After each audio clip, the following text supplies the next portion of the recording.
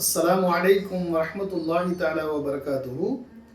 கண்ணியத்துக்குரிய இறை நல்லடியார்களே, உலக வாழ்க்கையில் வாழும் காலத்திலே மகிழ்ச்சியோடு வாழ வேண்டும், நிம்மதியாக வாழ வேண்டும், சிரமம் இல்லாமல் வாழ வேண்டும் என்று நாம் அத்தனை பேரும் நினைத்து கொண்டிருக்கிறோம். ஆனால் நம்மில் பல பேர் கடன் சுமையால் அவதிப்பட்டு கொண்டிருக்கக்கூடிய நிலைதான் பெரும்பாலும் நம்மால் பார்க்க முடிகிறது.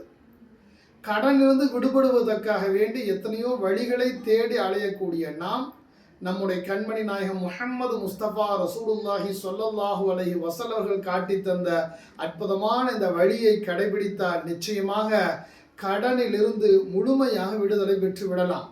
நபி ஸல்லல்லாஹு அலைஹி வஸல்லம் அவர்கள் சொல்கிறார்கள், ஒவ்வொரு நாளும் காலை மாலை தொழுகைக்கு பிறகு அல்லாஹும் மக்ஃபினி பி ஹலாலிக அன் ஹராமிக வ அக்னினி பி ஃபضலிக அம்மன் சிவாக் என்ற இந்த ஒரு ஹதீஸை காலையிலும் மாலையிலும் ஒரு 11 முறை தாங்கள் ஓதி வந்தால் நிச்சயமாக உங்களுடைய கடன் கடலினுடைய நுரையளவுக்கு இருந்தாலும் சரி அனைத்தும் ஒன்றுமில்லாமல் காணாமல் போய் விடும் என்பதாக நபிகள் நாயகம் முஹம்மது ரசூலுல்லாஹி ஸல்லல்லாஹு அலைஹி வஸல்லம் கற்றுத்தருகிறார்கள்.